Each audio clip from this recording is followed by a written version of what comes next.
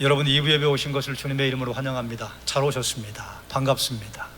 하나님께서 우리를 이 자리에 부르셨으니 하나님께 영광과 존귀를 올려드립니다. 이 자리에 오신 여러분들 주님의 이름으로 사랑합니다. 옆에 있는 분들하고 인사하겠습니다. 주님의 이름으로 사랑합니다. 또 반대편에 있는 분에게 주의 이름으로 환영합니다. 잘 오셨습니다. 하나님께 영광을 이라하는 제목으로 말씀을 선포할 것인데, 여러분 오늘이 한국전쟁 75주년째 주일입니다. 날짜는 6월 25일이 아닙니다만 한국전쟁이 75년 전에 일어날 때에 그때 주일 새벽 4시였습니다. 전쟁은 인간이 겪을 수 있는 최고의 불행 중 하나라고 생각을 해요. 그래서 전쟁이 없는 시대를 사는 것이 얼마나 큰 은혜인지, 전쟁이 있는 시대를 산다면 우리에게 예배할 장소가 허락이 되겠습니까? 아니면 가족 간에 오붓한 시간을 보낼 수 있겠습니까? 저는 이번 설교를 준비하면서 또 동작구의 한국 전쟁의 현장을 미리 좀 찾아보고 방문을 했습니다. D-Day가 지난주 금요일이었어요. 비가 너무 많이 왔어요. 시간이 좀 걸렸는데 가장 가까운 곳에 현충원이 있잖아요. 그래서 6탄 10 용사 현충비 그냥 쓱 지나가던 것을 좀 다시 그 앞에 서서 봤어요. 학도 의용대 무명 용사의 탑, 그리고 유격 부대 전적 위령비, 유품 전시관에는 무엇이 있나 유품 전시관을 돌아보았습니다. 한 4시간 돌아본 것 같아요. 그 다음에 효사정으로, 그리고 사육신 공원으로. 제가 3월 달에 동작구의 3.1 만세 운동의 현장 찾을 때도 새로운 사실들을 많이 알았는데, 이번에도 제가 이전에 알고 있었던 사실에 몇 가지를 좀 새롭게 알게 된 게 있어요. 여러분 시간이 나거든 현충원에 가셔서 산책도 좋지만 거기에 의미 있는 장소들이 꽤 많이 있습니다. 한번 들러보시고, 사육신공원은 제가 이번에 아시는 분도 계시겠지만 사육신공원이 이런 장소로구나 새롭게 한 사실이 몇 가지 있어요. 1950년도 6월 25일 주일 새벽 4시에 북한군이 38선 전역에 걸쳐서 총공격을 단행했잖아요. 주일이었습니다. 대단히 많은 군인들을 외박을 내보내고 휴가를 보내고, 그리고 주일 아침이라 단잠을 잘 때였어요. 한국 군인은 충격에 빠졌습니다. 국군 장병들은 적의 전차를 막기 위해서 6탄 돌기어까지 감행하면서 저항했지만 엄청난 기갑 부대를 앞세우고 내려오는 인민군 앞에 국군은 속수무책으로 무너지고 말았습니다. 거기에 통신불능으로 인해서 지휘체계가 붕괴되었어요. 서울에 있는 부대가 일사불란하게 움직여야 되는데 통신이 안 되니까 서로 알아서 각자 움직이는 거예요. 정보의 부족으로 인해서 오판이 여기저기서 시행이 되었습니다. 그래서 26일 오후 1시에 의정부가 함락이 되었습니다. 27일 화요일 오후 1시에 창동이 무너졌습니다. 28일 수요일 오전 6시에 미아리가 무너지고, 그리고 12시에 서울이 무너졌습니다. 3일간의 혈전을 했지만 부대 체계가 사라져버린 육군은 알아서 한강을 넘어야 했어요. 이미 북한의 진격을 저지하기 위해서 한강 철교는 폭파되어 버리고 말았습니다. 사진을 보시면 오른쪽에 있는 곳이 한강대교, 왼쪽에 있는 곳이 한강철교. 여러분 관심 있는 분들은 여러 번 봤을 법한 사진입니다. 한강대교 저 위쪽이 용산, 아래쪽이 노량진입니다. 한강대교 왼쪽에 붙어있는 게 예전에 있었던 노량진 정수장이에요. 지금은 이제 노들공원이 되었죠.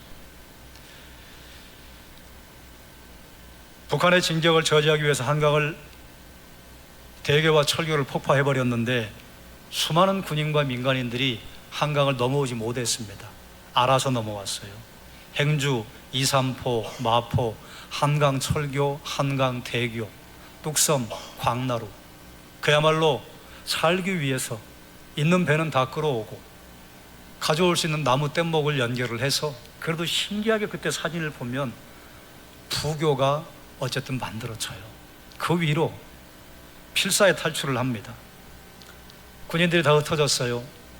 흩어진 군인들을 모아서 시흥지구 전투사령부가 창설이 되었습니다. 28일 수요일 오후 3시에 대방동에 예전에 수도 육군병원이 있었습니다. 수도 육군병원에 사단 지소를 개설을 하고 인접한 성남중학교에 사단 수용소를 구축을 했습니다. 그리고 전열을 정비한 다음에 중앙대학교 뒷산을 배경으로 한 흑석동 지역, 그리고 현재 노들공원에서부터 사육신공원, 수산시장, 대방 삼거리까지 진지를 구축을 했어요. 그 진지의 이름이 삼구고지랍니다.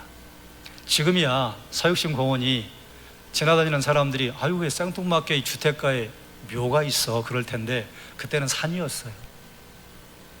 사육신묘를 만들 때만 해도 이쪽 지역은 몽땅 산중 아니었습니까? 옛날에 호랑이가 나왔다나 어쨌다나 뭐 그런 지역 아니에요. 그리고 한국 전쟁이 있을 당시에 그쪽은 민가 조금이 있고 거의 대개 야산 그리고 모래사장이었습니다. 거기에 진지를 구축을 했어요. 서울의 전투 지형을 한번 보시면 국가보훈처에서 서울에 전쟁이 발발하고 나서 일어났던 전쟁, 그리고 서울 수복을 할 때 전쟁의 순서를 기록을 해 놓았는데 잘 보이시지 않겠지만 개전 초기에 가장 극심했던 전투가 노량진과 흑석동 전투였답니다. 왜냐하면 거기가 뚫리면 한강 이남은 다 뚫리는 거예요. 거기를 어떻게 방어하겠다고 가주내를 썼는데 뚫렸습니다. 그리고 그 다음부터 대한민국은 부산까지 술술 뚫리고 말았습니다. 당시에 사육신공원은 노량진 전투 치열했던 그 장소, 여러분 아마 기억하실 텐데 2010년경인가 사육신, 그때는 묘였어요. 사육신 묘에서 전사자 유해 발굴을 한다는 기사가 뜬 적이 있습니다. 저도 그때는 뭘 몰라서 왜 생뚱맞게 사육신묘에서 전사자 유해 발굴이야. 그런데 그곳에서 수많은 전사자의 유해가 발굴이 되었어요. 무슨 말이에요?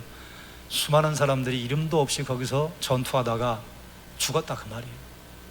그리고 그 위에 공원을 만든다고 덮어버리고 옆에 주택가가 서고 아파트가 서면서 거기가 전투의 현장이라는 것을 우리가 잊고 살았어요. 현충원을 들르고 그 다음 효사정으로 들러봤습니다. 효사정에는 학도의용군을 기리는 학도의용군 현충비가 있습니다. 오른쪽에는 현충탑을 만든 내력, 이유, 배경, 그리고 가운데 서 있는 현충탑은 아래는 기단이요, 위쪽에 중간 기단에 48명의 학생들의 이름이 기록이 되어 있습니다. 여러분이 잘 아시는 것처럼 학도의용군이에요. 이분은 포항요중의 전투에서 희생된 분들을 기리는 탑을 지어서 거기에 이름이 남아있는 분들입니다. 1950년 7월에 대전까지 내려가서 대구에서 육군본부가 학도의용군을 모으기 시작을 했습니다. 우리나라 군사가 태부족이고 너무 많이 죽었어요. 그래서 학생들에게 국가를 위해 헌신해 줄 것을 요청해서 수많은 학도의용군이, 당시에 초중고 대학생들 숫자가 30만 명이었답니다. 그런데 총칼을 들고 전장에 나간 학도의용군이 5만 명이래요. 상당히 많이 나간 것이죠. 이들이 이쪽으로 간 이유가 무엇인가 하면 당시에 일본 육사 출신으로 충북 진천에서 꽤 괜찮은 전과를 올린 수도 사단의 사단장 김석원 장군의 명성을 듣고 찾아간 거예요. 그런데 김석원 장군이 수도 사단의 사단장으로 있다가 3사단장으로 전출이 되면서 학도의용군이 해산이 되었답니다. 거의 대부분은 군대로 들어가고 71명은 귀가 조치를 시켰는데 이 71명이 집으로 간 게 아니라 김석원 장군을 찾아 내려갔어요. 그래 이제 명령을 하달받은 게 포항여중을 너희가 사수해 다오. 71명이 배속이 되었는데 48명이 전사하고 10명은 포로로 끌려가고 그 외에 남은 사람들은 행불. 이 사건을 다룬 영화가 있습니다. 포화 속으로. 여러분도 예전에 봤을 거예요. 혹시 못 봤다면 다시 한번 봐보십시오. 유튜브나 넷플릭스에 무료로 잘 떠다닙니다. 2시간이 넘는 영화인데 다 볼 수는 없고 이렇게 짧게 모아놓은 유튜브가 있길래 한 25분짜리를 봤어요. 예전에 제가 이 영화를 봤습니다. 그런데 제가 자료를 찾아보고 그리고 현충원, 효사정, 사육신공원, 내가 다녔던 학교가 여기가 격전지였구나. 여기서 수많은 사람들이 대한민국을 지키겠다고 총을 들고 그 앞에서 무기력하게 죽었고 그 장소가 바로 옆이에요. 그걸 알고 영화를 보니까 영화를 맹숭맹숭한 마음으로 볼 수가 없더라고요. 사육신공원은 그저 사육신묘만 있는 줄로 알았는데 지금도 앞에 가면 아무 표지석이 없어요. 그래서 저도 그 위치를 찾느라고 사육신묘를 다 훑어봤어요. 예전에 사육신묘 너머에 수방사가 있었잖아요. 그 수방사 때문에 예전에는 가려놨던 곳을 이제는 뚫어놨습니다. 한강공원이 보이는 곳에 항상 한강공원에 가면 안내가 있잖아요. 왼쪽에 있는 건물은 뭡니다. 저 앞에 있는 산은 북한산입니다. 남산입니다. 그리고 그 오른쪽에 여기가 한국 전쟁 당시에 노량진 전투가 치열했던 장소입니다 라고 조그맣게 표지석을 하나 붙여놨어요. 제가 여러분에게 보여드리려고 사진을 찍었는데 우중에 찍었더니 별로 안 좋아요. 해상도가. 혹시 누가 저 같은 사람이 있어서 찍어낸다 그랬더니 괜찮은 사진이 하나도 없어요. 혹시 시간 나시거든 사육신묘에 산책하시다가 한강 조망이 가능한 곳에 가시면 붙어 있습니다. 그리고 거기 서서 남자들은 아마 공통적인 감정을 느낄 거예요. 그 정도면 높은 고지가 충분하겠다. 진지전을 할 만하겠다. 그리고 여기서 철교와 대교가 바로 보이는 그 장소에서 얼마나 치열하게 전투를 했을까. 아까 여러분이 보셨던 포스터 포화 속으로 그 영화에 등장하는 사단장이 성남중고등학교를 설립한 김석원 장군입니다. 수많은 장교들이 현충원에 묻혔는데 김석원 장군만 현충원에 들어가지 않았어요. 본인이 죽을 때 나 죽더라도 현충원에 나를 묻지 말고 이 학교의 뒷산에 나를 묻어주시게. 그래서 지금도 성남고등학교에 가면 김석원 장군의 묘소가 있습니다. 제가 얼마 전에 제 동기 목사님들을 모시고 우리 동네에 산책하기 좋은 곳이 있어요. 겨울에 한번 데리고 간 적이 있어요. 그랬더니 그 묘가 보여요. 겨울에는 나무가 우거진 봄, 여름, 가을은 안 보입니다. 그랬더니 목사님 웬 생뚱맞게 묘가 있어요? 제가 아는 척을 했죠. 이게 거시기 저시기 그런 것입니다. 그랬더니 그렇군요.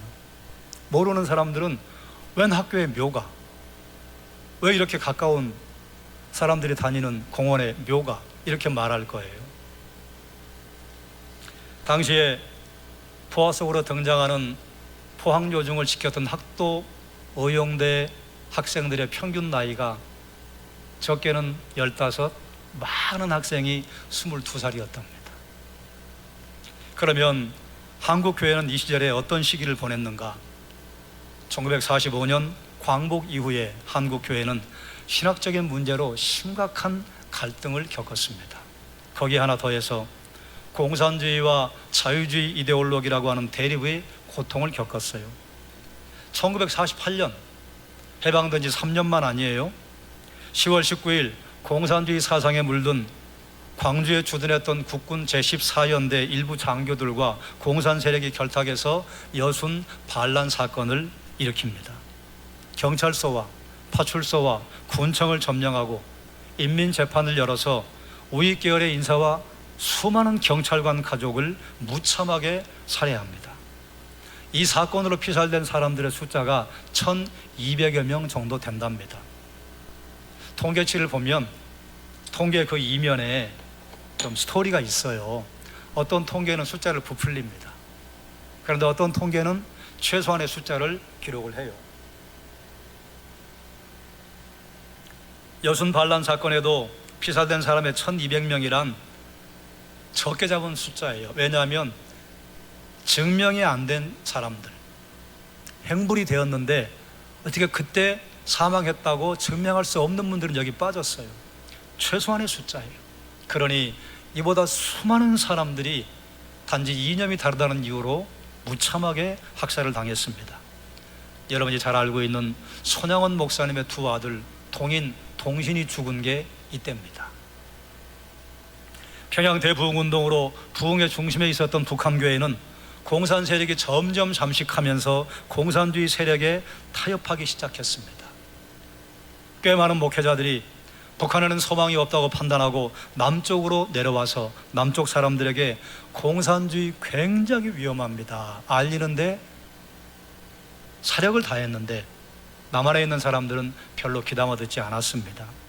대표적인 두 목회자가 한경직 목사님과 황은균 목사님이에요. 여러분도 한경직 목사님은 거의 다 아시죠? 황은균 목사님은 잘 모르실 거예요. 신학생들만 아는 목사님입니다.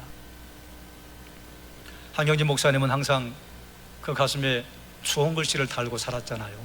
신사참배를 했던 목사, 일본에 부역했던 목사, 그리고 해방이 되고 나서 성도들과 국민들 앞에 고백을 했습니다. 나는 신사참배를 한 배교했던 목사입니다. 그리고 평생을 신사참배를 한 목사라고 하는 주홍 글씨를 그 가슴에 달고 살았어요. 그런데 과거에 신사참배를 하면서 일본에 편승했던 그 아픈 상처를 다시 반복할 것 같은 일이 벌어지기 때문에 여러분, 이제는 안 됩니다. 그래서 남한으로 내려와서 그 아픈 상처를 반복하지 않기를 위해서 수많은 사람들에게 설교하고 강연을 하고 다녔습니다. 공산주의는 유물사관을 사회 철학으로 하고 계급투쟁을 주장하는 프롤레타리아 독재를 할 것입니다. 이 땅에 이상향을 만들지 못할 것입니다. 계급투쟁과 혁명을 통해서 정권을 얻은 다음에 노동자가 독재하고 계급 없는 사회를 이룰 때까지 무자비한 투쟁을 계속할 것입니다.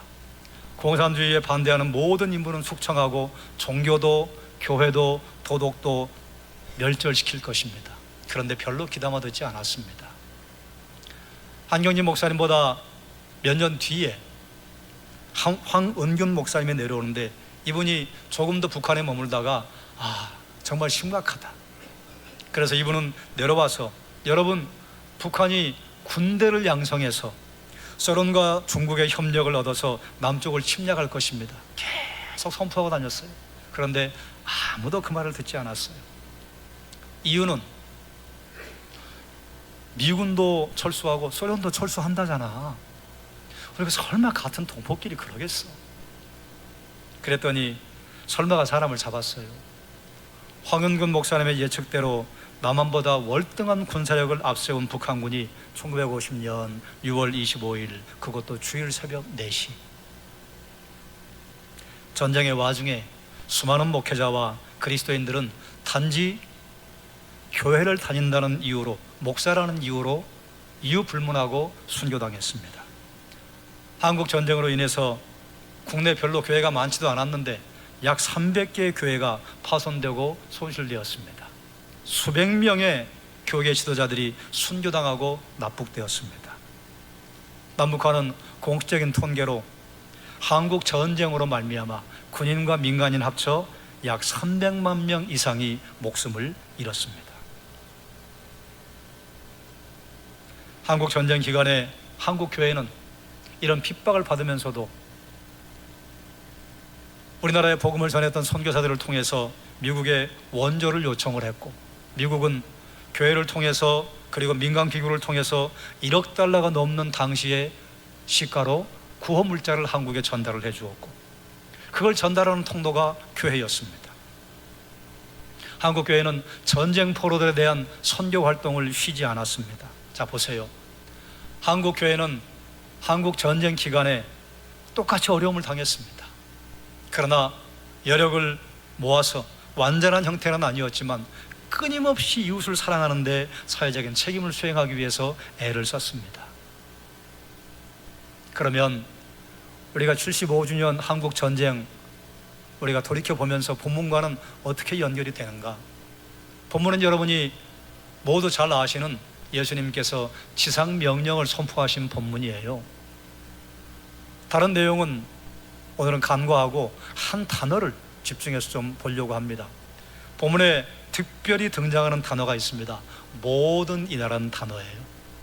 모든이라는 단어가 여러 가지 단어에 연결이 됩니다. 모든 권세, 모든 민족, 모든 것, 그 다음에 모든 날에 적용이 돼요.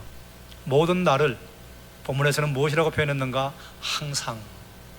이 모든 날이라고 하는 것은 우리가 잠을 잘 때나 깨어 있을 때나, 우리가 하나님 앞에 신앙적으로 열심을 낼 때나 열심을 내지 못할 때나, 내가 예수를 믿어서 신앙생활을 막 시작을 하고 신앙이 뜨겁지 않을 때나, 신앙이 뜨거웠을 때나, 내가 가끔 신앙이 좀 서늘해졌을 때나, 상관없이 그 어떤 분초도 하나님께서 우리를 떠나지 아니하시고 우리와 함께 하신다는 것이 바로 항상이에요.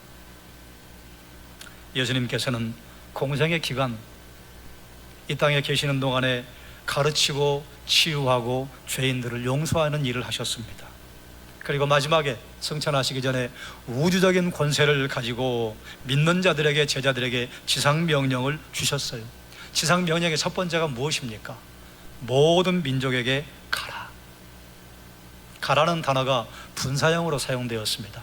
분사형이라면 현재 진행형이구나, 우리가 이 정도는 알잖아요. 하지만 헬라어의 분사형과 현재 동사는 계속, 반복, 지속, 진행의 의미가 있습니다.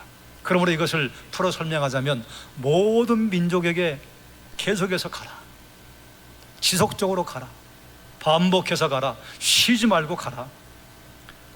모든 권세를 가진 분이 그 권세와 우리에게 주신 명령을 가지고 언제나 어디나 가는 자를 성경은 성도라고 부릅니다. 자, 그러면 여러분 생각해 봐야죠. 우리를 성도라고 부릅니다.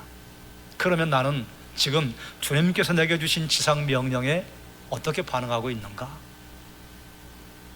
모든 민족에게 가라고 하는 목적이 무엇입니까? 한번 따라하지요. 제자 삼으라. 그 다음에 어떻게 제자를 삼을지 알려주셔요. 어떻게 제자를 삼을 것인가? 첫 번째, 제자를 삼기 위해 세례를 베풀라. 세례를 주라고 하는 것은 죄사함 받음을 의미합니다. 우리가 세례식을 거행을 할 때 제가 물을 뿌리면서 성부와 성자와 성령의 이름으로 세례를 주노라 선포하잖아요. 그 물이 죄 씻음을 상징하는 것입니다. 예수 그리스도의 십자가와 보혈의 공로로 말미암아 죄 씻음 받은 것을, 우리의 더러운 것을 씻어내는 물을 뿌림으로 말미암아 죄가 사해졌다고 하는 것을 믿음으로 선포하는 자리가 세례를 베푸는 자리입니다. 세례를 주라고 하는 것은 그리스도의 계약 공동체의 일원이 되는 것을 의미합니다. 어떤 회사에 들어가면 회사에 사원증을 주잖아요. 그리고 어떤 회사는 그것이 출입증을 겸하기도 합니다. 사원증이 있는 사람과 없는 사람과 똑같은 학교의 동문이고 같은 동네에 살아도 사원증이 있는 사람은 그 회사가 사원들에게 베풀어주는 복지 혜택을 받습니다. 그런데 친구이고 한 동네 살아도 사원증이 없는 사람은 그 혜택을 받지 못합니다. 세례란 어떤 표식인가 하면 그리스도가 주인이 되시고 그 그리스도를 주인으로 모시고 살아가는 성도들의 모임, 그게 이 땅에서는 교회요, 확장을 시키면 그게 하나님 나라예요. 그 하나님 나라에 들어갔기 때문에 그것뿐인데, 그럼에도 불구하고 우리는 하나님 나라의 시민들이 누리는 모든 것을 내 것으로 누리는 거예요. 그게 영생이에요, 죄사함이에요, 하나님의 능력이에요, 하나님의 권세예요, 평강과 평안과 기쁨과 즐거움이에요. 나는 그것을 누리는 하나님 백성 되었습니다. 이렇게 선포하는 것이 세례입니다. 세례를 준다고 하는 것은 우리가 예수 그리스도의 이름으로 죄사함을 받고 내가 예수 그리스도의 나라의 백성이 되고, 그리고 그 다음 나의 주인 되신 예수 그리스도를 따르겠습니다라는 고백입니다. 세례를 받는다고 하는 것은 그리스도의 주권에 굴복하겠다고 하는 서약의 의미입니다. 다음으로 제자 삼기에 무엇하라고 하는가 한번 따라할까요? 가르쳐 지키게 하라. 가르쳐 지키게 하라고 하는 것은 이론적인 가르침으로만 끝나는 것이 아니라 결단하고 실행하도록 도전하는 것까지 의미합니다. 하나님 말씀을 가르친다고 하는 것은 듣고 우리의 정보의 양을 늘리라는 것이 아니라 그 말씀대로 살라고 하시는 하나님의 초청이에요. 그럼 이 일을 하는데 제자들에게 이 일을 다 맡기시는가? 아니에요. 사도행전을 성경 퀴즈를 하기 위해서 읽어보신 분들은 아시겠지만 사도행전의 주인공이 사도들 같은데 사실은 예수 그리스도입니다.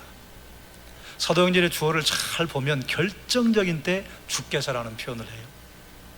그래서 제가 오늘 오후 예배에 짧은 설교를 할 것인데 오후 예배 설교의 제목이 주께서입니다. 주님이 주인공이에요. 내가 너희와 항상 함께하리라. 이것을 모든이라고 하는 단어로 풀어 설명을 하면 내가 너희와 모든 날 동안 함께하리라. 아멘. 예수님께서 이 땅의 공생의 사역을 처음 시작하실 때 예수님의 이름을 또 다른 말로 이사야 선지자를 통해서 하나님 선포하셨는데 그의 이름을 임마누엘이라 하리라. 임마누엘이 무슨 의미입니까? 하나님께서 나와 함께 하신다. 하나님께서 함께 하시는 가장 강력한 사인으로 하나님 우리에게 보여주신 게 예수 그리스도 이 땅에 보내심이에요. 그 중에 최고봉이 십자가와 부활이에요. 그때부터 우리와 함께 하신 주님께서 이 세상 끝날까지 우리와 함께 하시겠다고 하는 것입니다. 예수님의 초림이 임마누엘이며 예수님께서 이 땅에 다시 오실 때까지 임마누엘은 성도들의 삶에 계속 되는 것입니다. 자, 그러면 여러분 한번 생각해 볼 게 있어요. 예수님께서 부활하시고 승천하실 때 제자들에게 이 지상 대명령을 주실 때 제자들의 형편이 어떠했습니까? 평화로운 시기였습니까? 어려운 시기였습니까? 대단히 어려운 시기였습니다. 예수님께서 공생의 마지막 한 주간, 순환 주간을 보내실 때 얼마나 많은 유대인들이 예수님을 공격했습니까? 그리고 구체적으로 계획을 세웠잖아요. 죽이자. 그래서 십자가에 못 박아 죽였습니다. 그들의 뜻이 이루어진 줄 알았어요. 그런데 하나님께서는 놀랍게도 정말 미련하게 보이는 십자가를 통해서 우리의 구원을 이루셨어요. 사람들에게 미련하게 보이는 것이 하나님의 지혜라. 십자가가 그렇습니다. 그리고 제자들은 자기들도 잡혀 죽을까봐 숨죽이고 꼭꼭 숨어라, 머리카락 보일라. 마가의 다락방에 문 걸어 잠그고 숨어 있었어요. 제자들이 복음을 전할 때 온 유대와 사마리아에 있는 사람들이 제자들에게 호의적이었는가? 호의적이지 않았습니다. 복음을 전한 지 얼마 되지 않아서 스데반을 죽이잖아요. 그러면 이렇게 어려운 시기에 예수님께서 제자들에게 얘들아, 지금은 참 시기가 어렵다. 그러니 잠시 숨자. 이렇게 말씀하셨나요? 아니에요. 모든 민족에게 가라. 모든 민족에게 반복해서 계속해서 쉬지 말고 계속해서 가라. 예수님께서 제자들이 그런 어려움 만날 것을 모르셨을까요? 아셨지요. 그래서 말씀하신 게 세상 끝날까지 내가 너희와 항상 함께 있으리라 하시니라. 아멘. 그 이후에 교회 역사가 어떻습니까? 로마의 10명의 왕 250년 동안 그야말로 불같은 시험 가운데 빠졌습니다. 불같은 시험 가운데 빠질 때 예수님께서 또 그러셨나요? 얘들아, 지금은 너무 어렵다. 숨지기고 좀 숨어 있다가 소나기 지나가면 나가라. 그렇게 말씀하셨나요? 아니에요. 제자들을 보내셨어요. 베드로를 보내고 도마를 보내고 요한을 보내고 사도 바울을 세우셨어요. 똑같이 이 말씀 앞에 서게 하셨습니다. 모든 민족에게 가라. 쉬지 말고 가라. 계속해서 가라. 반복해서 가라. 사랑하는 여러분, 다시는 이 땅에 전쟁의 비극이 일어나지 않기를 소원하는 기도를 하고 있습니다. 여러분도 그런 기도가 절로 나오실 거예요. 전쟁은 이겼다고 좋은 게 아니에요. 이긴 자나 진 자나 전쟁의 상처와 전쟁의 트라우마는 평생 갑니다. 지금도 우리는 전쟁을 겪지 않은 세대는 전쟁이 있었대 이 정도지만, 최소한 70대 이상 되신 어르신들은 전쟁을 피부로 느꼈던 분들입니다. 그분들에게 전쟁은 몸서리 쳐지게 피하고 싶은 사건이에요. 전쟁은 승자도 끝나고 나면 말할 수 없는 상처를 받습니다. 이겼다고 전사자가 생기지 않나요?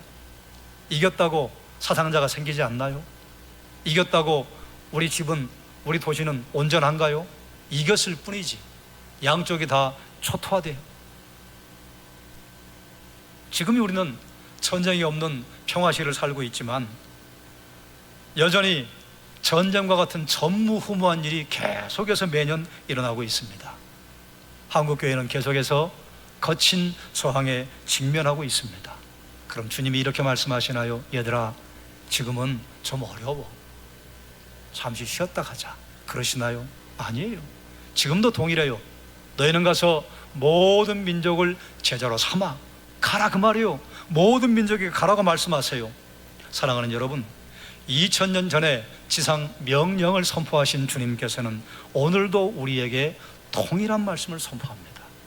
마태복음 28장 18절에서 20절 함께 읽겠습니다. 예수께서 나와 말씀하여 이르시되 하늘과 땅의 모든 권세를 내게 주셨으니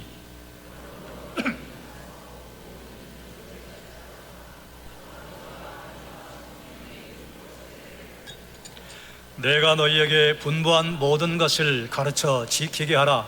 볼지어다 내가 세상 끝날까지 너희와 항상 함께 있으리라 하시니라. 아멘. 여러분, 만약에 1885년도에 우리나라에 들어오려고 준비했던 언더우드와 아펜젤로와 헤론과 스코필드 같은 선교사들이 지금 한국 어렵대, 1884년이 갑신정변이 일어나던 때입니다. 한국 무지무지하게 격동의 세월이었습니다. 그때 그 선교사들이 20대였어요. 어렵대, 좀 있다가 내년에 가. 그래도 하나님이 누군가를 보내셨겠지만 만약에 그분들이 그 걸음을 멈췄다면 어쩌면 우리는 지금 여기 없을 수도 있습니다. 우리나라 초대교회 때 얼마나 극심한 핍박을 받았습니까? 제사 문제로, 조상을 섬기는 문제로, 그거 하나 가지고 사실은 그게 목숨과도 같은 역할을 하는 것이 유생들에게 그들의 기준이었죠. 그들의 기준에 도전하는 것 같은 가문의 자녀들과 가문의 식구들 얼마나 많은 핍박을 받았습니까? 근데 그때 만약에 여러분의 할머니 할아버지가 아이고 너무 힘들어, 조금 쉬었다 가자 우리, 그리고 만약에 신앙의 걸음을 내디디기를 그때 포기했다면 어쩌면 우리는 지금 여기 없을 수도 있습니다. 나라와 민족을 위해 헌신한 수많은 이름 없는 용사들의 그 핏값으로 우리가 지금 여기 서 있는 것처럼, 이름도 없이 빛도 없이 한 무명의 그리스도인이 순교의 피를 흘리기를 마다하지 않고, 신앙의 피를 흘리기를 마다하지 않고, 신앙의 수고를 하기를 마다하지 않은 결과 우리는 지금 여기서 성도교회에 앉아서 예배를 드리고 있는 것입니다. 그 어느 한 사람도 주님께서 너희는 가서 모든 민족을 제자로 삼아 아버지와 아들과 성령의 이름으로 세례를 베풀고 내가 너에게 분부한 모든 것을 가르쳐 지키게 하라 하신 이 말씀 앞에 감동받은 사람이 만약에 발길을 멈췄다면 그러면 하나님 나라는 지금처럼 이렇게 세워지지 않았을 것입니다. 사랑하는 여러분, 시대를 바라보는 지혜가 필요합니다. 그러나 시대를 두려워해서는 안 됩니다. 시대를 바라보되 시대를 두려워하지 말고 하늘과 땅의 권세를 가지신 예수 그리스도의 이름으로 언제나 어디서나 제자의 사명을 감당하기를 주님의 이름으로 축원합니다. 그것이 제가 오늘 정한 설교의 제목이에요. 그것이 바로 하나님께 영광을 올려드리는 삶입니다. 사랑하는 여러분, 여러분의 일상과 여러분의 삶과 여러분의 모든 날이 항상 하나님께 영광 올려드리는 시간이 되게 해주시기를 주의 이름으로 축원합니다. 기도하겠습니다. 하나님, 예수 그리스도 이 땅에 보내심이 하나님의 사랑이었습니다. 내가 곧 길이요 진리요 생명이니 나로 말미암지 않고는 아버지께로 올 자가 없느니라 하셨으니 천하 사람 가운데 구원 얻을 만한 다른 이름을 주신 일이 없습니다.